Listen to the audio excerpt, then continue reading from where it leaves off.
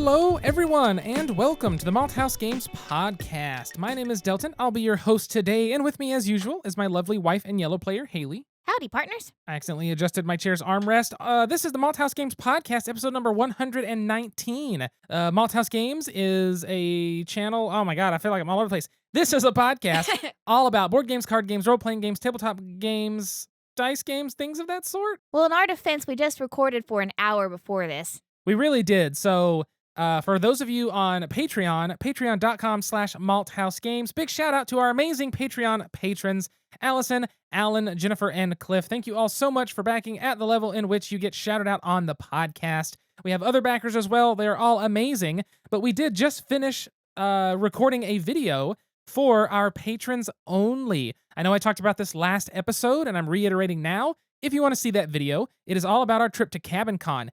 There's hardly any board game content in that video, but it's a lot about us and hiking and what we did.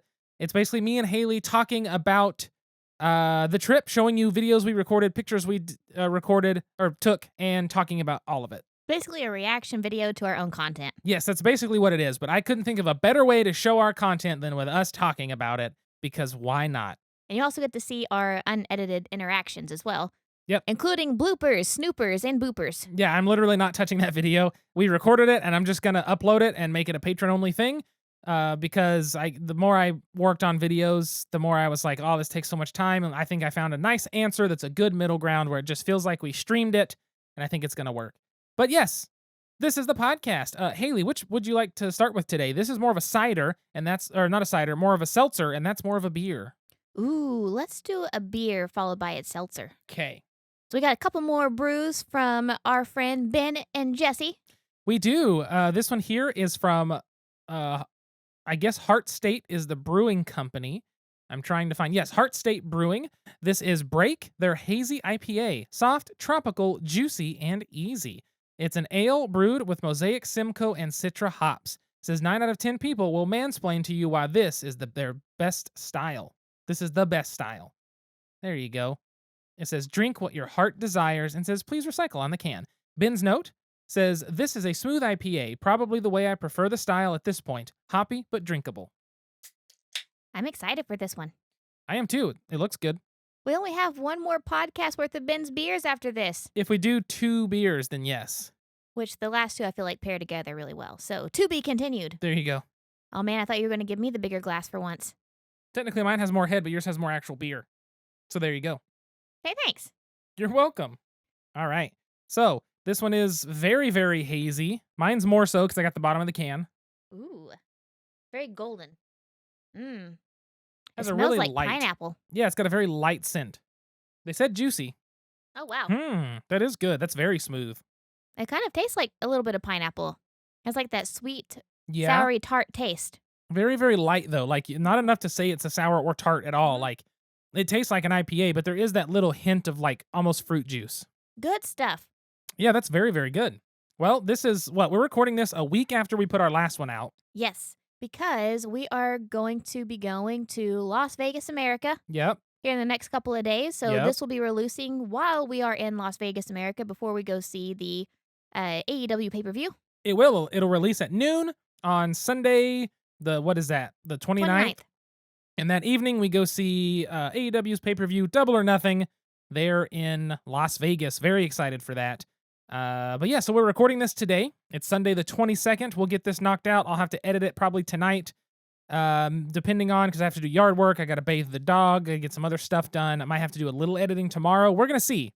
But we're going to get a lot of that done, working on that. So we haven't done too terribly much since the last time you've heard from us. Actually, I've done a lot. You have? What have you done? So aside from moving over all of the data from our old website to our new website, I got to see my sister and my niece, Little Lake and Bacon, and we went on an adventure last Saturday. That's true. We got up bright and early, hit up 2 farmers markets, count them, 2 farmers markets. We also took her to the Sam Noble Museum in Norman. If you've never been there before, it is a natural history museum that is managed by, I believe, the University of Oklahoma Archaeology Department, so it's super rad. And my sister, we're in this like habitat that is supposed to recreate the Oklahoma Panhandle, and she's like, basically, this is the Rainforest Cafe for Oklahoma, is what it seemed like. I could see that. And so we went there. We came home, took a nap, and then we took Lakin to her first drive-in movie, which was really fun. That is really cool. I didn't join Hayley with any of this stuff. I stayed at home. Brian came over. We played some board games, some card games. We played a little Magic. We watched some TV, caught up on some wrestling, and just had a good time hanging out and chilling. I'm trying to think. I showed Brian Fort. I got to play the Cats and Dogs expansion. I got to play Everdale for the first time. I got to play Red Rising for the first time from Stonemeyer. We played. Was there a fourth game, or is that all I played? I wasn't there, so I don't know. I can't remember now. We played Magic because we did a rotisserie draft of his cube of some cultivated selection of cards. I just now realized I can actually look at my phone and figure this out. Yeah, we only played Fort, Red Rising, Everdell, and then watched some TV, watched some wrestling, played some Magic. So we got plenty of game time in, though. That was very fun. And then this weekend, we've just really been relaxing. We took the day off from work and plans and all that jazz. And we just kind of been doing chores, running errands, buying sun protective equipment for our trip this week. And then, like Delton said, we recorded the Patreon backers video, took a detour looking up tapestry from the 1100s right before this podcast. Okay. We're trying to figure out, spoiler for the question of this episode. We were trying to figure out something to do with London based on the game today. And I was like, well, the Bayeux Tapestry is all about William the Conqueror taking, London. And so I was like, surely that's in London. And then I looked and it's like, no, it's in France. And I was like, I mean, I know Bayou is a French word, but William the Conqueror was in Normandy, which is north of France. So of course there'd be French language, but found out it's not in France. So I was trying to figure out why the hell it wasn't in France. And they just said it was moved in the 1800s. That's all I've got. Moved from England, I should say. So we learned something new today. Learned something new. And then we started recording this here podcast, and I'm really excited to talk about what we got today. Yeah. Number 1, because I won, but number 2, because it's a good game. Oh, here's the door. It's straight ahead. It's a game. So the game for this episode is one that I picked up at Game HQ down in Oklahoma City. Whenever I talked about this, me and Hayley went in and I found out they have a nice used section now.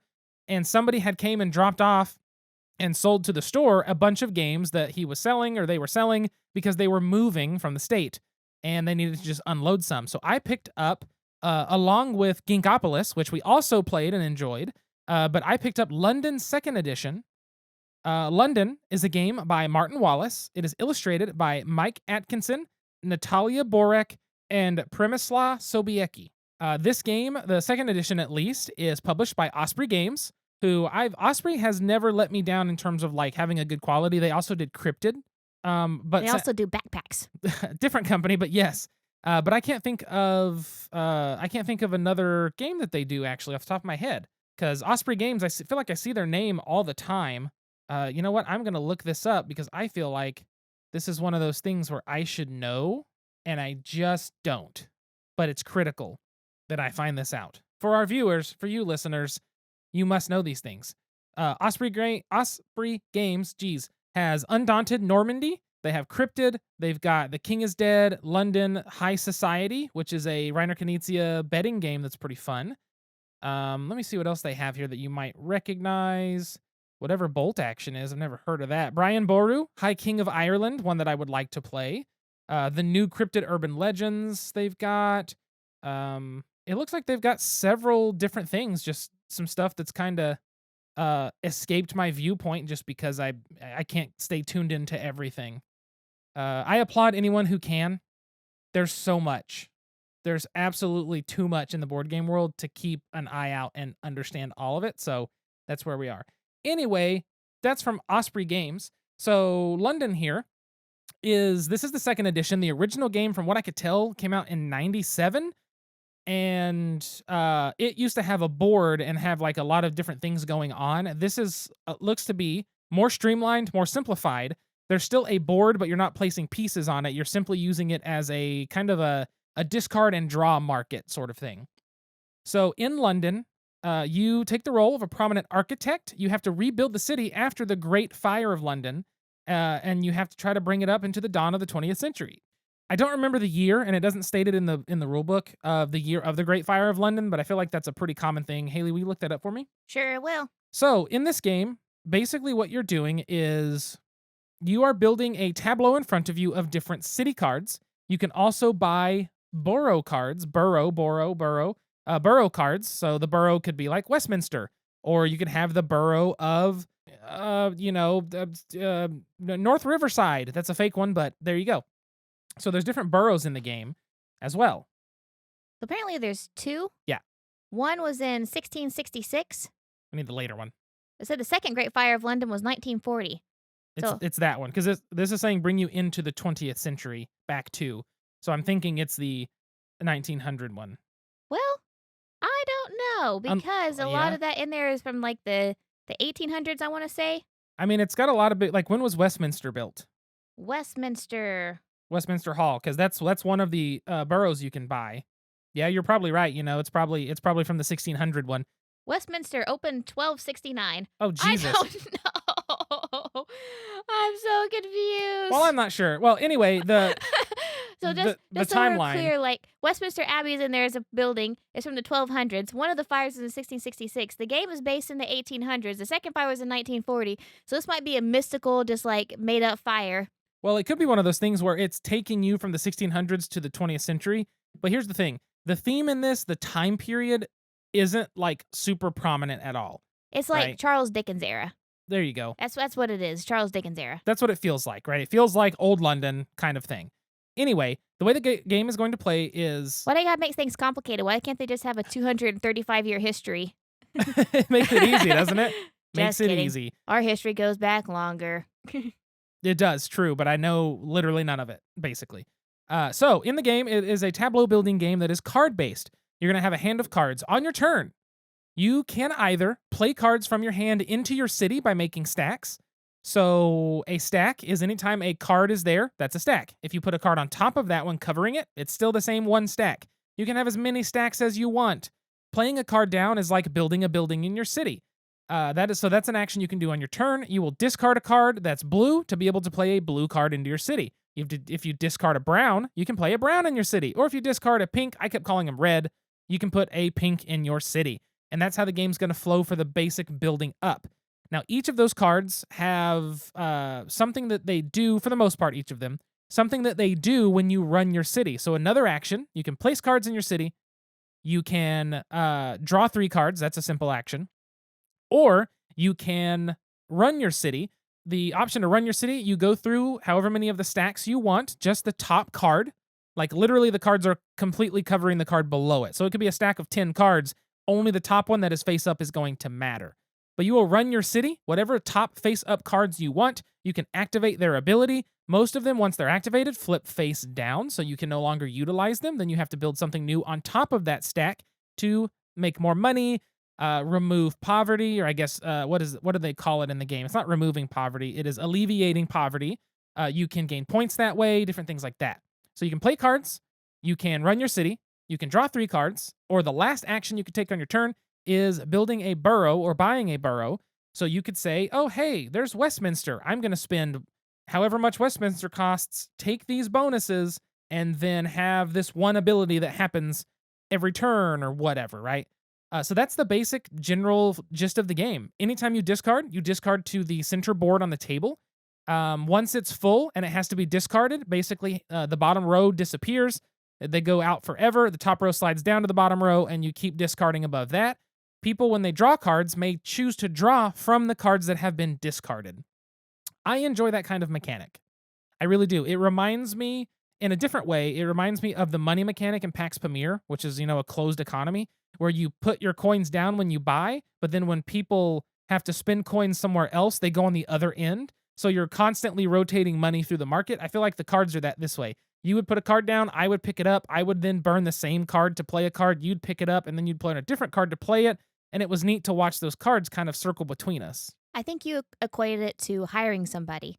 Like Yeah. we have the ability to hire this person or to, start this project. And if we don't have time to, we don't have the resources to, we let them go. And someone else has the ability to pick that project or hire those people back up. I really like that analogy you had. Yeah, I thought that was a good one. Thank you for reminding me that I had a good idea. Of course. And but yeah, so it's a, like, here's the thing. this game is not hard to play. It is super duper simple. Like when we first sat down to play and Dalton explained the rules, the very first round, I was very hesitant to play anything because I was like, I'm missing something. This has got to be more difficult than it is. Literally, okay, I lay these cards down, I flip them, I get the resources, I trade in those resources for buildings, and those give me powers. What am I missing? Whoa, what am I missing? And it was nothing. So the first 2 rounds, I was very hesitant, but after that, I was like, oh my God, this is a very simple, easy, quick playing game. I wouldn't necessarily say quick play for the whole game, because for us it was about an hour 20 minutes. The box and stuff says 60 minutes to 90 minutes. For me, I meant and I should have clarified. Like per turn. Like per turn, it's like quick, Yeah. quick play. It was like I play, you play, I play, you play, I play, you play. So it's not a fast game, but it's quick playing, Yes. in your rounds, very, very quick. Thank you for clarifying. I should have caught that you meant that. And it really is. I mean, even on my turns where I was like, hold on, I have to think for a second, they weren't that bad because you're not juggling with a ridiculous amount of complex things. You have choices to make, which was nice. I never felt like I had to do one thing except for the very few turns where I'm like, I have to just draw cards. That's the only thing right now that makes any sense. And I say, I'm drawing 3 cards. I draw my 3 cards. It's the next person's turn. So that was always really nice. But even on the turns where I had to think, and I'm like, all right, I need to play this, play this, play that, discard this one, play this one, do that. Then my next turn, when I do this, I need to order them in this way. But they're never so complex. They're never so complicated that it was a long turn. So it really was. The turns between us both were very fast. I liked that. I liked the simplicity of the game. The iconography, at first, it looks a little like, okay, how do I read this? But then once you get it for a second, you're like, okay, cool. It's not super complex. It's nice and easy. Now, one thing to say about this game is the economy in it, the money you're getting is very tight because you're going to get some money and you're going to spend it immediately and you're going to be broke. This game does have the option of bringing in debt. You can take loans, and the loans in this game, you can take 10 money if you can't pay for something, but then at the beginning of your next turn, you have to not the beginning of your next turn. At the start of a turn, you can pay 15 to get rid of it, which is good. You don't want to have them at the end of the game because they cost you extra. That 50% interest rate, though, that hurts. That hurts very badly. There's a few cards that can give you a discount. I think it was a couple of the boroughs. If it's your top, even the boroughs you buy, overlay on top of each other, so you know if they're north or south or if they're connected to the river, because some cards care about that. But they cover up the abilities of the one before it. So if you have a borough that's got an awesome ability, but you want to buy another borough, it's going to cover up that awesome ability and you'll never get that one back. So that's also interesting because every time you run your little engine you've built or activate something or use a borough ability, the minute you run your engine, a bunch of those cards are going to flip and now you have to rebuild. And it kind of fits the theme of rebuilding because you're like, all right, I've built the workshop, I've built this boat dock, and I've got this building that's going to help me alleviate some poverty. I'm going to run my city my next turn. Then your next turn, you run your city and you do this and get money and you do this and do that and flip it and do this and flip it. Well, now your city's got nothing. But in all these places that could have businesses running, could have people working, could have things to do, could have, a new housing development, whatever it is, all those spaces at the end of your turn or in the end of the turn that you run it are now giving you more poverty because you do not have businesses to run and you're not doing that. So it's kind of an interesting way because the game has poverty as a negative resource. If you want to build your city and you want to reduce poverty as best you can, you want to have jobs, you want to, let people have places to live, things like that. But the problem is every time you run your city to get your resources, to utilize things, discard things from your hand, all that, every time you run your city, once you're done running it, you're going to gain 1 poverty for every stack of cards, which is kind of like every area in your city, and you're going to gain a poverty for every card in your hand. For example, Dalton says area in the city. You can choose to just lay down 3 cards, and then that's only 3 poverty. But if you start to have a stack or 4 stacks of cards or 5 stacks of cards, where you can run up to 5 cards at a time, that's going to give you 5 poverty, and those don't go away; they grow. Poverty is very difficult because even on a turn, and we had this multiple times with Hayley. Obviously, Hayley won and she trounced me. But even on a turn where you run your city and the cards you're flipping are giving you money and removing poverty, they're alleviating it, and you have no poverty in your city, you're like, all right, there we go. I've ran everything. Boom, you immediately get poverty. And it's just like it's an interesting look at city building in a historical sense, in that the bigger your city, you have to continuously try and alleviate poverty, having those jobs, having those homes, having everything to help that, right?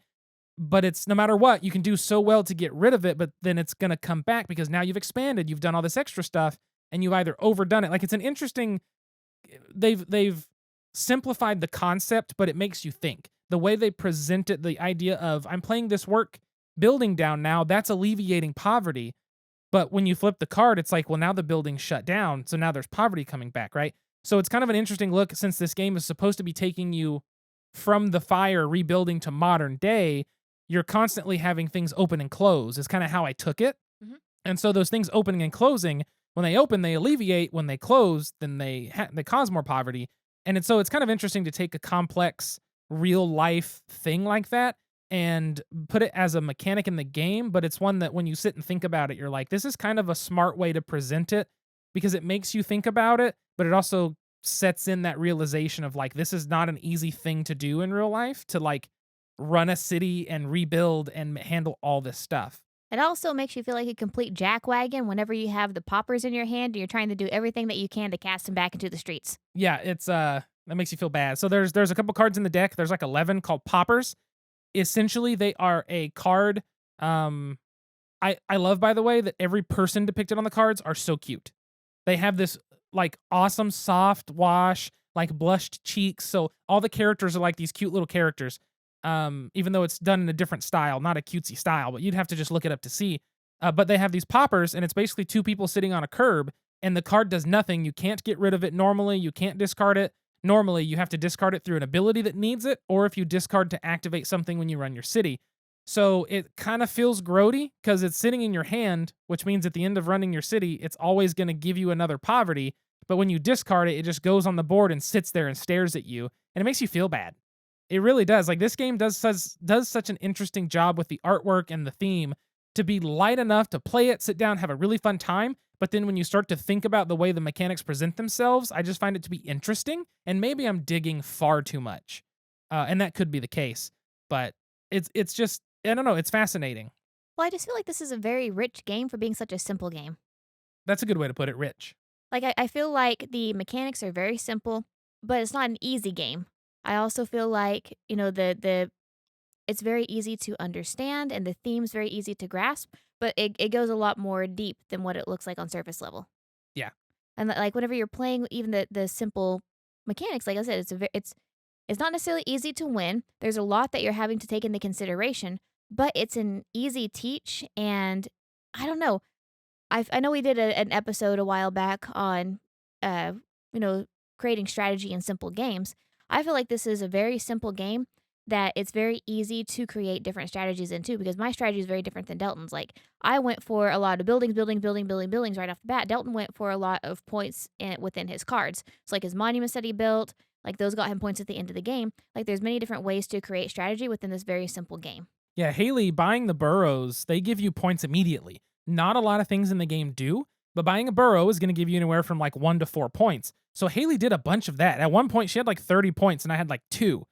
But then at the end of the game, all the cards in the decks then basically all the cards we have played, all of those we added up. Hayley got like 12 points from them, and I think I had like 28. So I had a lot of points in the cards I put in my city, but I didn't get those immediate points from the burrows. Something else I find interesting about this, which comes back to the poverty mechanic, at the end of the game, all the cards you still have in hand, add a poverty to your stash of them, your pile of poverty, and you discard those cards for good, eliminate them from the game basically, and then the player with the least poverty gets to discard all of that poverty. Every other player then discards that same amount. Then you calculate the negative scores, negative prestige, it's called in the game, based off of poverty. So Hayley had, 12 poverty, and I had like 30. So I had to, Hayley got to discard all 12 and take no penalty. I got to discard 12, and then I took the penalty for having 18, which was like, what was it? It's at 10. I think it was like negative 26 points or something like that. Because at 10 poverty, I think it's 15 points you could lose, and then every poverty past that was 3. No, I think you had 18 poverty, and I had 12 left. Maybe so. I think it's what it was. But either way, it's a lot. But that's a neat mechanic where at the end, it's like, okay, whoever has the least gets to not worry about it. This sets the baseline if everyone has at minimum that. It's only if you have over the minimum, which even then I feel like that's a social commentary on its own about Right. how people compare things and Like you can take on loans and take on debt and take on poverty as a wealthy-ish, like wealthy presenting person. Is more the connections that you have that allow you to sustain your business rather than the actual money that you have. Because there are times where we were dead broke and we were yeah. still finding ways to create these buildings. So, like Delton said, great social commentary. It is. It's really fascinating. It's a fun game. I mean, I think that's what it comes down to is the fact that you're building an engine to run it once and then you have to essentially rebuild depending on the cards, and then you run that and then you rebuild and you run that and you rebuild and you run that, and that's kind of the flow of the game. It's just a really fun game that was interesting. It was different. And we haven't played a lot of Martin Wallace. I have a list of Martin Wallace's games. At least I have a list of his whole games. I'm only going to say a few here. His top games on Board Game Geek. His number one is Brass Birmingham, which we played with Nick and Jennifer. I thought we played that one. I That's a want fun to one. pick it up because I want to play it physically, not on the computer. But Brass Birmingham is number 3 on Board Game Geek of all Really? time. Brass Lancashire, which is a different version, similar with some differences, number 21. Age of Steam, his train game, is number 126. Railways of the World is 162. Steam is 230, and London Second Edition is 365. I mean, to have 6 games in the top 400, 2 of them in the top 100, that's really good. Right. And he's got more games than this. He has AuZtralia and Tinner's Trail, it says, is a 2021 game. He had a couple zombie games, and he's got a big list, right? He's a prolific designer, but I really liked London. I think London's very good. I thought it was interesting. You can still pick it up from what I can tell. It's a little expensive on Amazon. I don't know if Osprey has it for sale, but I could find it online to purchase in the second edition. And so that's why I was like, I'm good with covering it. Yes, and again, very simple, very fun. So I think this would actually be one if you'd have a friend who's maybe played a couple of games before. This will be one you could teach very easily. Definitely.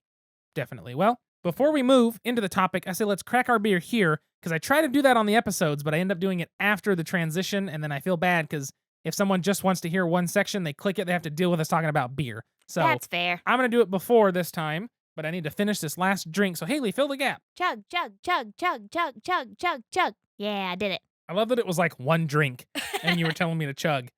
Hey, but I filled the gap, and You did. and you did it. Beer me a seltzer. I will beer you a seltzer. Beer me that CD. So this is from RG Bevs, which is pretty funny. This is Bubbles. It's an apple, peach, and cranberry splash. That sounds It darling. says hard crafted beverage with apple, peach, cranberry, and natural flavors. A refreshingly effervescent blend of peach, apple, and cranberry. Bubbles adds a bit of pop to any occasion. Real fruit, real flavor. 5% alcohol by volume. Ben said, not a beer, but it was popular in the Canellis household for a brief stint. So there you go. I'm sure it will also be popular in the Twyman Brack household. Yeah, but I don't know if we can get this around. That is a pink Ooh. drink. That is a cute looking drink right there. That looks like something you drink with your girlfriends whenever you're about to go get your nails done. This is mixing with the little bit of beer we have in our glasses, so the color's changing yellow. Like mine looks lighter. Oh. Not by much. This looks so good. I like it. A very Wednesday drink. Yeah. Because we drink pink. I don't know what that means. Mean girls. Oh, okay. Damn it. So, yeah, it's kind of got a fruit juice look to it. It's Ooh. slightly hazy. You can see through it. It smells like apple juice. It smells like what are they called? Seltzer for sure. Ooh. Not much tartness. I don't know why you made that reaction. I didn't taste it as tart at all. It tastes very tart to me. I got straight sweet. It was very tart and then sweet. Like a gentle sweet. I don't get much tart. I get more carbonation, but it has a sweet fruit juice flavor. It is very apple. It tastes like a apple juice pack. Well, because they say apple, peach, and cranberry. I can get the apple and I can get a little peach. And I hope it says cranberry splash, so that's probably accurate because I'm not a cranberry fan and I don't get the bitterness of the cranberry. Oh, that's a really good cider. Or I keep saying cider. Seltzer. A good seltzer. Yeah. Yeah, so that's from RG Bevs. This is Bubbles. I like that. This is Rheingeist Brewery. Oh, there you go. So it's from Rheingeist Brewery. Where's that out of? I gotta figure out where this is out of. Hold on. Hey, they have nutrition facts on here. Oh, dope. That never happens. Independent Brewing Association. Produced and canned in Cincinnati, Ohio, at Rheingeist Brewery. I believe Cincinnati is where Jerry Springer was mayor in the late 70s, early 80s I think that's right. until he was busted for prostitution. Wrote a personal check to a sex worker. Yeah, it doesn't seem like a smart idea if you're wanting to not let people know that. You know? That's pretty great. Yeah. Oh, well, he's Fun Jerry fact Springer. of the day. It's fine. Anyway, let's move to the topic. Hey, what can I get you? I'd like a topic. Any special way? Make it a top shelf topic. Coming up. Enjoy. So, the topic for today that we wanted to touch on is debt in games. Because in London, when you can't pay for something, you may take a loan. You may go into debt in this game. That is something that is very popular in several Euro games, I feel like. I'm going to try to look up now if somebody has a list that I can find, because that's a big thing. It's either debt or it's loans. Ah, here we go. Got it. So basically debt in games is something that's very complicated. Me and Hayley really never take advantage. Have you noticed that? I think it's because we both grew up with some sort of economic insecurity at some point in our lives. That's because we both grew up very poor. I mean, really, that's the realistic truth of it, is that growing up, and I tell this the other day, like, so somebody had a Reddit thread, and it said, I'm trying to think of what the question was, but it was like, what is something that you buy that feels like great to buy, kind of thing. And a lot of people were talking about all kinds of different stuff. And so I commented on there and I said my answer was like buying clothes from somewhere was like a big thing. Maybe it was when you were a kid. I don't remember, but it was like buying clothes or really anything at full price from a retail store, brand new. Because when I was a kid, up until the point that I was maybe 7, 8, 9, when I was a kid, all our toys, our furniture, our clothing, our kitchen stuff, it was all either hand-me-down, garage sale, estate sale, a Goodwill. Like, that was where we purchased everything. Every toy I owned was used up until probably, start at 6 years old, especially 7. I always talk about that 7th Christmas where I got my N64 tearaway Adidas button-down pants and a Stone Cold Steve Austin t-shirt. It was like the biggest thing. Hell yeah. But that's the moment in my mind I can look back at and go, that's how I knew we were pulling out of it. We were, my parents were making more money and we were not having to do that. Still to this day, it's hard to go buy full price things sometimes. I enjoy it, and I think that's part of why I enjoy it. Like, board games is satisfying to me. I can buy them used, but buying a brand new, nice, shiny board game in plastic, it's like, okay, I love this. Anyway, I think that that's part of where it comes from, not wanting to take these debts in board games, is because growing up, that wasn't something you did. And so every time I play a game with a loan or debt, I just avoid it. I try not to ever do it. I'm the same way because it feels a little too real. And like for us, I think my indicator was like fresh fruits and vegetables. Because like we would eat a lot of like canned stuff, a lot of weenie weenies, a lot of canned peas and all that jazz. But like luxury was buying fresh fruits and vegetables. Right. And I think for me, I kind of had the same thing. Like I don't want to take on debt in the games because for me, it does trigger. I do feel like that almost an economic anxiety whenever I'm faced with having to take on debts. Yep. And, in London, there is the opportunity to take on debts. And both Delt and I avoided that. We did, and I honestly don't think I've ever taken a debt in any game unless I've been forced to by a mistake. But yeah, we both avoided debts in London, but there's lots of games that have debts in them. I'm going to bring that up first. So this is a list of 10. It's from boardgamehave.com, Halv. They've got 1817. It's a train game. I don't know anything about that one. A game called Crystal Palace that I don't know about. Container, a game where you're driving container ships to make deliveries and stuff. They've got Pret-a-Porter, which is a game we own and have played and really enjoy. Oh, I'm seeing the old board and the old look of the game. It's very different. But yeah, Pret-a-Porter is one that we both really enjoy, and it has loans in it. They're in the shapes of little credit cards in the new one. I think that's the only game that I have taken a debt in. Oh, that did was you? Very, very early in the game of Pret-a-Porter. Mm-hmm. Because with Pret-a-Porter, like, you almost have to get ahead pretty quickly. Yeah. Like, you have to go into a little bit of debt. It's kind of like student loans. You have to take a little bit to get ahead, theoretically speaking. Not going to get into that. But in Pret-a-Porter, like, I did take a debt once, and it helped me get ahead very quickly. And I was able to pay it back. But I just took it one time. Yeah. Really early. Never again. And it can be a strategy. Like, people talk about in some games, it's like take a debt immediately and then pay it off as soon as you can. Or hold it till the end of the game and pay it off at that point, depending. In London, for every debt token, every 10 debt that you have, they're only in increments of 10, and then they have a token of 30 if you have 3. For every debt, when you run your city, you take an extra poverty for that debt. So that's how that works in London. They have a game called Homesteaders that I've never got to play. They've got Age of Industry that I've never got to play. At the Gates of Loyang, we have played this. We own it. That is one that we did not take debts in that I can remember. Steam, which is another Martin Wallace game. Le Havre, which is a Rosenberg game that we do not own and have not got to play still. And then Brass Birmingham. I don't think we took debts in Brass Birmingham either. But there's also other ways that debts can be put in games. For example, like Agricola. If you have a starvation token, like that's kind of a debt that holds on to the end of the game. That's very true. It's like, hey, you couldn't pay this. Now you have this, and it's a different version of a debt. It's like right? negative points to the end of the game, but still like set you back. Exactly, because the hard part with debts, though, is generally debts can be repaid.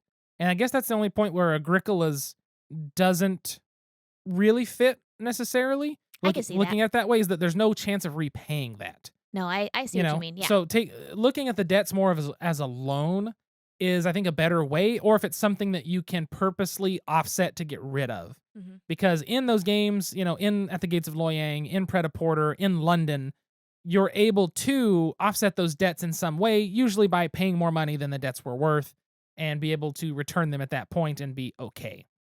But debts is a weird system in a game because it can put you very much ahead, but it can also then hinder you in different ways. Because some games, you lose points at the end per debts, or you have to pay them up when you're calculating. Like in Pret-a-Porter, your money is your points at the end. So every debt you have must be paid plus its extra, like you normally would at the end. There's no way to hold on to it. And I think it might be even a higher percentage kind of interest, I'm going to say, whatever it is. So there's different things like that you just have to consider. In London, you not only take a poverty for each of them, but then you have to pay it back at the end. And if you can't afford to pay it back, I think you lose points in some way based on what you can't pay. So they're very bad, but they're something that I don't know, they're in all kinds of games, but I've never utilized them to a point that I feel like I understand why they're there, aside from catching you and kind of punishing you for not having enough money. And I think that's kind of our economic anxiety coming out too, because I can definitely see like that one time, the very one time I've ever taken a debt in game was, like I said, the Pret-a-Porter game. And it really did help me get a leg up early on in the game. So I can definitely see where that could help you in London, or that can help you in Pret-a-Porter. That can help you in any of the other games that, have that debt option. I think that when I say we, I mean you and I, just have a very negative connotation with debt. And I think that oddly does cloud our vision of debt in board gaming too, because it has to be good. There has to be a good reason to use debt. There has to be a pro side to it, and there is. But I think that we see so many of the cons of it when our own worries get into the way, that we don't actually utilize that well. So if you're ever playing a game with us that utilizes debt, that's our weak spot. We cannot take it. That's very true. And it's hard because in board games, that's something we need to focus on. Maybe what we need to do is every time a game has debt that you can voluntarily take, we need to try to do it to break that in board games, especially if it can benefit us. But I mean, it's one of those things where there are positive debts. Like we bought our house. We're in debt for this home. We're in debt after the refinance, but that's a positive debt because we like our home. We own our home now. The value's gone up in our home. I'm talking about that's a positive side of debt in a way. The student loans, they can be seen as positive. There's obviously big negatives with the way they're done in the US, but that's a whole political conversation and economic conversation for later. I'll get on my soapbox right now. Exactly. But, student loans are something that if you education is something that you value and you can utilize it to further your self in life, and that's going to be a positive gain for you, then a student loan can be big, right? So there are positives to student loans or to debts. But in a board game, it's a lot more black and white, money versus no money. You know what I mean? There is no game where you say, I'm going to take this debt in the game. I'm going to take this loan token. That's going to allow me to do all of this. And now for the rest of the game, I get an extra benefit. And maybe that benefit is playing a card that gives you a new ability, right? Something like that. But it's more difficult in the game because it's extremely short term. There's generally a lot of negatives that come along with it that aren't just repaying it at more than you got, right? There's always some kind of extra catch. And so maybe that's part of why we can't push past it in the games. I think so. I think what you're saying is we need a healthy anxiety with Yes. debt. Yes. We need to manage that anxiety about it. So healthy anxiety, because anxiety can be helpful. Healthy anxiety is we're okay with taking debt in board games, but we're not okay with putting $10,000 worth of board game debt on our credit cards. I'm okay with board game debt, but not any other. No, just Like kidding. I said, healthy. Yeah, healthy is the key there. But yeah, I don't really know what much more to say on debts and games. It's kind of a hard topic to dive into because we don't utilize it. I would really be curious, and I know they put out this call quite a bit, but I would really be curious to hear what other folks' opinions are on taking debt in board games. You know, if it's something that you find very helpful, if it's something that you also steer clear of. Because again, Delt and I are coming from, very clouded views on debt. And I know that, like I said, our everyday life anxieties get in the way of our board game anxieties, kind of tying back to another uh podcast topic that we talked about, which is replicating experience. This definitely replicates our experience Yes, it does. with games in real life. So I would be very curious to hear if anyone else has any say on, taking debt in board games, what your experience is, what do you find helpful, what do you find not helpful. So yeah, call to action. Let us know what your thoughts are. Yeah, definitely. If you have ideas on debts and board games, how you've utilized them to win, how you've utilized them and they've lost you the game, anything at all about them. If you want to just shoot us a message on social media at Malthaus Games, or you can send an email to contact@malthausgames.com. We'd love to hear from you about your experience with debts in games, not debts made by board games. Yes. Maybe Delton would want to hear about that, but not me. Exactly. But yeah, so that's I think that's good for the debts in games talk, because without utilizing them, it's hard for me to speak in too much more detail, which means it's time for the question. And now, join us for a Malthaus Games podcast special, pint-sized question. So the question for today is very simple. What would you like to see in London? As in, if we go to London on vacation one day, what is the thing you're most looking forward to seeing? So I've actually been to London before, and so I've seen a lot, and I'm very grateful for that experience. But there is one thing that I want to go see again, and that is going to Piccadilly Circus, going to the Hard Rock Cafe, dragging Delton to the basement to stare at John Lennon's glasses with me for another 35 minutes while I cry. Have you ever thought about the awkwardness that you're staring at the glasses a man wore when he got shot? So here's the thing. That's Yes, a very because heavy. I got escorted away by security for it. That's true. Yeah, it was the security of the guy at the Hard Rock Cafe back in 2007 was a guy in a leather vest, a big muscly guy and a mohawk. And apparently I was standing there too long and making him uncomfortable, and he actually escorted me away from the glasses. And I was like, okay. So I just want to relive that experience, but have Delton there with me. So I can be like, cool, and then, okay, I'm ready to go. And then I just stand there for another 29 minutes. Exactly. For me, it's very difficult because London has a lot of stuff, and I've never been. Obviously, the only time I've been out of country was into Montreal in Quebec, Canada. Montreal. And yeah, so I want to go to London. I want to see lots of things in London. I am trying to think of, like, the problem is what they have. So this is where the conversation in the banter comes in, where I was looking up the Bayeux Tapestry because I am fascinated by lots of things. Oh, you know what it's going to be? What? I don't know if this is London proper or if it's more Britain or England. I want to see the defunct, like, monasteries. Oh, yeah? All the old churches that were whenever, what's his name? King Henry VIII, and they started taking those out. Because is he the one who made it Catholic, or did he make them Non-Catholic, Church of England. Church of England? That's right. Broke away from the Catholic Church so he He could made- divorce he Catherine made them- Aragon. I guess it's not technically Protestant. Was it Calvinism or was it Martin Luther, like Lutheranism? Or was it its own? I want to say it was Lutheranism because it was like Diet Catholic. Okay. But all the monasteries, though, they basically said enough and got rid of those. I want to go to some of those. Like, there are very famous ones within Britain that when the Vikings came and raided, they're like iconic areas, and the way that they take care of them and leave them as these like pieces of history, I think is fascinating. I don't know if there's one in London. I'm sure there's several. If that doesn't count, I want to see the White Tower of London because that was what William the Conqueror built after taking London. So yeah. Yeah, I was in there. I want to go. That'd be cool. I want to see it. One of these days we'll get over there. But We will. yes, I think that's really going to wrap up the episode. I already thanked all of our amazing Patreon patrons, but if you want to be like them, head to patreon.com/malthausgames. Be sure to check out London from Osprey Games, 2nd edition. Be sure to check out some of these awesome breweries we've talked about. Make sure to follow us on all social media at Malthaus Games, Malthaus Games. You can always send us an email, contact@malthausgames.com. Don't forget to check out our store, shop.malthausgames.com, where you can buy a t-shirt with our logo, a beer glass, some other stuff like that. Be sure to send us any kind of email or message if there's a game you think we need to cover, a topic you want us to discuss, or a question that you think we should answer on the show, or if there's any beers that we can get locally or somewhere around us that you think we need to have and you want to hear us talk about, just let us know and we will do our best to find those. You can always find me personally at Delton Brack, DeltonBrack. You can find Hayley at SQUIRRELYGEEK, though I have been less active on Twitter lately because I have been living IRL and I didn't notice how much of a Twitter addiction that I have. So if you'd like to follow me, you can follow me still on Twitter, but you can also find me at SQUIRRELYGEEK on Instagram. That's at Squirrely Geek. You can also follow her at OK@hiking.